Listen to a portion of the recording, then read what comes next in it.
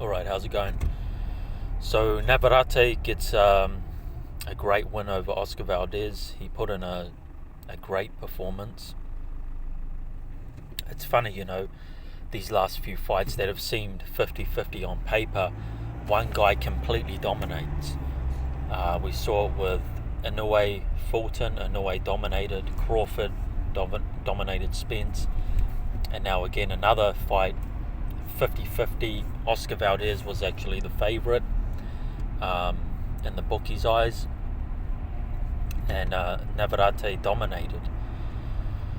He really did. I had it 11-1, 11 rounds to 1, Navarrete. Oscar Valdez had little moments in the fight, right? He landed some good punches. He landed some good shots, clean punches. But Navarrete, as I expected, he outworked Valdez. For every one shot Valdez would land, Navarrete was landing 7, 8, 9, 10 punches. So he really outworked him, dominated the fight. He hurt his hand in this fight as well. He hurt his right hand in the 5th or 6th round. So for half this fight, Navarrete couldn't throw his right hand the way he wanted to. And he still managed to dominate Valdez in those rounds, where he was only using his left hand. Just imagine if he didn't get injured, he probably would have stopped Valdez. So great performance. Now I want to talk about what's next for Navarrete. My opinion, at 130, I don't think there's a challenger there. He could fight Conceição. Conceição is really a negative style. He'll run away. He'll probably make it a difficult fight for Navarrete. I don't think that really needs to be seen. I still think Navarrete would win the fight, but I don't think I don't think they're going to go for that fight. There's talk about Shakur Stevenson.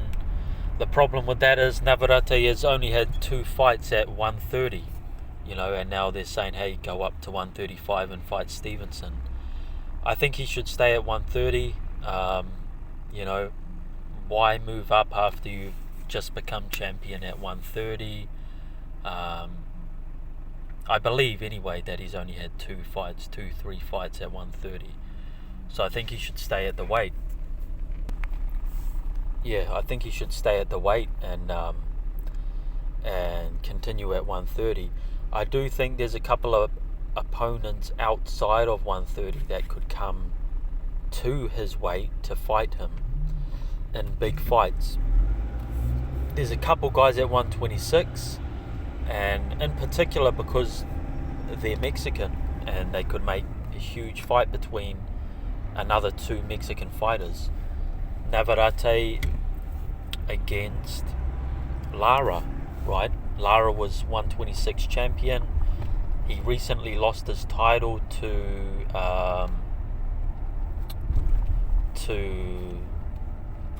Wood, Lee Wood, where I think he failed to make weight. He failed to make 126. I think he might have come in at 130 at the weigh-in, or 128 or something. So he's struggling to make that weight of 126. Lara, why not go up to 130 and have a all-Mexican clash again with Navarrete? Another guy is the current champion at 126, Luis Alberto Lopez. Great fighter, really a guy to watch out for. He beat Josh Warrington to win the title, defended his title in Ireland against Michael Conlan, and destroyed him.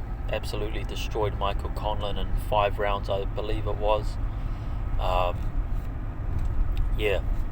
Good power, unorthodox fighter, a bit like Navarrete himself, that would be a great clash. Again, two Mexican fighters, easy to make that fight.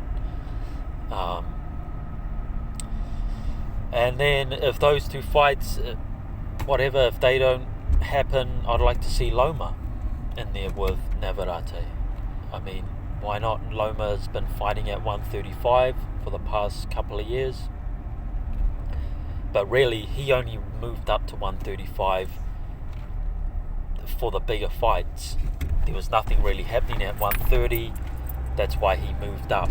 But Loma, he was at 126, he was at 130, he's at 135 now. But he's not a big guy, Loma's a small guy for 135. He could very easily make 130 and fight Navarrete. Why not? It's a great fight, Loma Navarrete. But yeah, I'd prefer to see the fights against the two other Mexicans at the lower weight, 126. I mean, it's only 4 pounds difference, right? So Navarrete Lara, Navarrete Luis Alberto Lopez. Those are the two fights I would really want to see for Navarrete next.